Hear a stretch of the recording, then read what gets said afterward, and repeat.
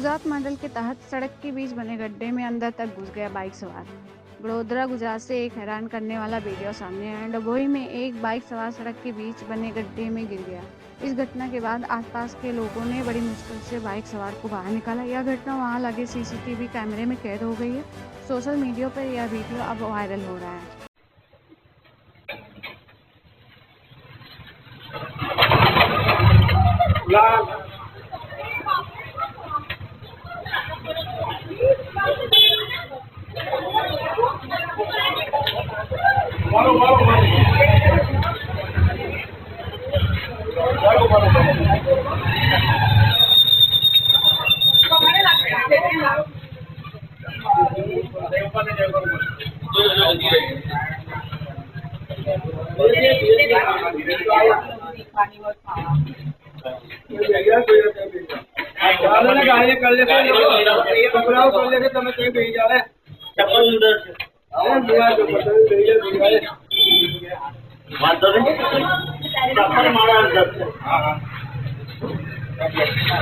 છોકરાઓ